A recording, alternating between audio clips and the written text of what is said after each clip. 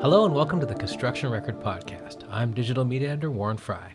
Recently I attended the Vancouver Regional Construction Association's Construction Leadership Forum in Whistler, British Columbia. Last week we featured interviews with Vancouver Island Construction Association CEO Rory Kulmala and Harm Reduction Coordinator Greg Heminger about substance use in the construction industry, and another interview with RDH Building Science Principal, Construction Specialist, and British Columbia Institute of Technology instructor James Bourget about retrofits and decarbonizing. This week we're speaking with Annie Korver, the founder of Rise Consulting. Korver's session was titled Truth, Reconciliation, and Our Way Forward, and it was a high-level look at the truth and reconciliation process between settler Canadians and Indigenous peoples. In this interview, she talks about the ongoing reconciliation process, Canada's history of colonization and current efforts to decolonize, and on the progress being made given her perspective as a consultant to large corporations and industry stakeholders.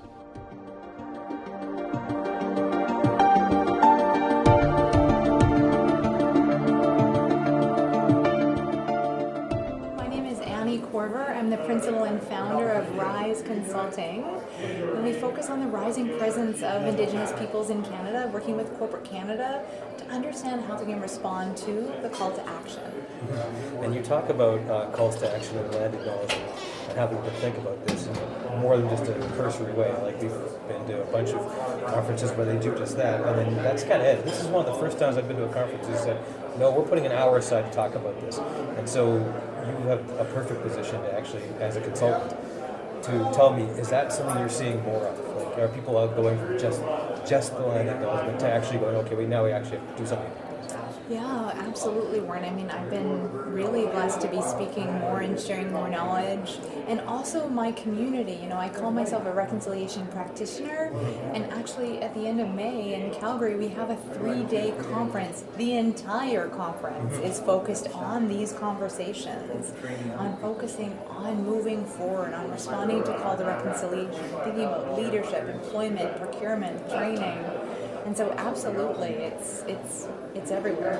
One thing I found interesting, because rightly or wrongly, resource companies are not thought of as being progressive, but it turns out, from at least this perspective, they are more progressive than most. It's from what I gathered in your talk. Yeah, well, and really sort of the Ring of Fire in Ontario and the oil sands in Alberta, energy development projects are... they're infringing on what we talk about as Section 35 rights.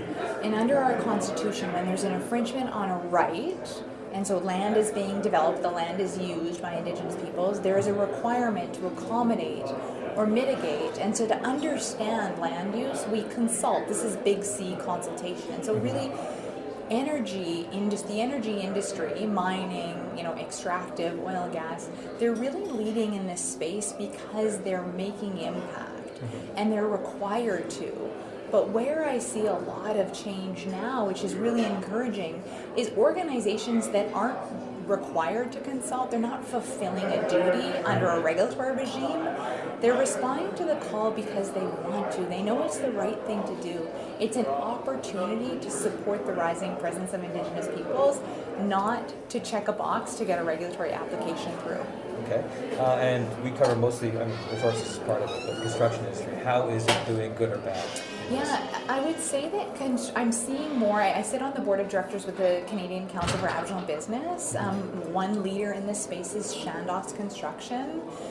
They're doing fantastic things in their work. We see in larger construction companies.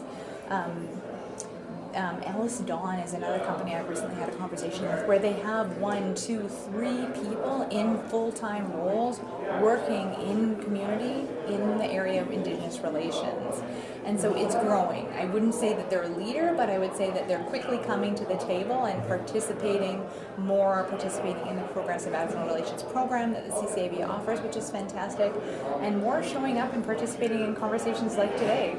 And you mentioned in your talk about the Indig economy. I hope I said that right. Indigenomics. Indigenomics. Caroline Hilton. Yes. So maybe you could go into that. And so you mentioned also the hockey stick, the exponential growth potential. Yes. Caroline's brilliant. She has an economist, Mark Anelski, who works with her at Indigenomics. And really, it's, we've moved from like $10 billion to $100 billion next year over the past 3 years. Indigenous peoples create companies 9 times faster than the average in Canada. The growth rate of the Indigenous population is the fastest in Canada. And with these things in mind, there's this opportunity. And then we see, requirements. The Canadian government now has a 5% procurement guarantee, 5% spend for Indigenous businesses, which is fantastic. And we're seeing more of this in Canada in the corporate sector. And it's great to see the government leading, because when the demand is there, it creates the opportunity for Indigenous companies to grow and to build and to be able to respond to opportunities. And so for the construction sector, the opportunity exists really to say, what are the goods and services that I procure? Lumber.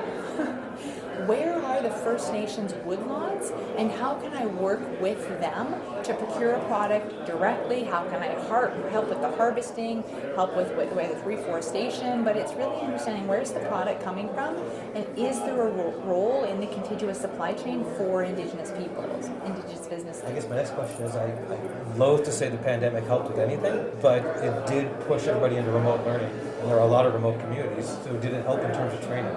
It's like a somewhat benefit is it takes time to travel to community, and with COVID it was like gates were closed, no going into community with COVID. Exactly. And so I would say that I actually built stronger relationships virtually, not the same as in person, but more virtual coffees. If I'm in my role, if I'm working with 72 communities across Canada, it's really difficult to travel. And so with the norm of virtual coffees and virtual connects, I probably saw more friends and family relatives than pre-COVID. And even now, working in a remote environment for myself and my team at Rise, it continues. And I hope it does continue, because I don't want to commute downtown. And I guess finally we should talk about the history, because you touched on that. There are things that, I'm sure you've heard this a million times before, I didn't learn that in school. For instance, before Canada was even colonized, the Pope said, hey, you can go colonize this place officially. So how do you fix that we white people specifically don't know all this stuff? I'm sure Indigenous people do know all this stuff. Yeah. I think I talked about self-determination and self-governance. Something that's important for the settler community is the opportunity to encourage. When we drove up here on the Sea to Sky Highway yesterday, every sign has the Squamish language on it, which is beautiful. It's an opportunity to get our languages back, to get ceremony, to participate. When I talk about, decolonizing the workforce, look at your benefit program. Does your benefit program have room for your Indigenous employees to participate in ceremony? Ceremony can cost money. It costs money to buy tobacco as a gift, to purchase or to share honorarium with elder. And if that is health and wellness for them, they don't want to go to a physiotherapist, they want to go to the sweat lodge, then you need to decolonize your benefits. And so really it's the opportunity to look and question, what are colonial practices? And do these align with the future that Indigenous peoples would like to see as they reclaim their identity? Okay, and if people have more questions and want to know more about Rise Consulting, where should they go? Yeah, for sure. They can, visit the website, riseconsultingltd.ca. You can email me, Annie, at riseconsultingltd.ca. LinkedIn is a great resource. We post a lot of information on LinkedIn, on the website. One of my values is sharing knowledge. I've been taught my elders that knowledge isn't mine. It's shared with me to share with others, and so LinkedIn is actually a great place to follow the page, because we tend to post and share information weekly, which is helpful. Okay, thank you. Nice, thanks, Warren.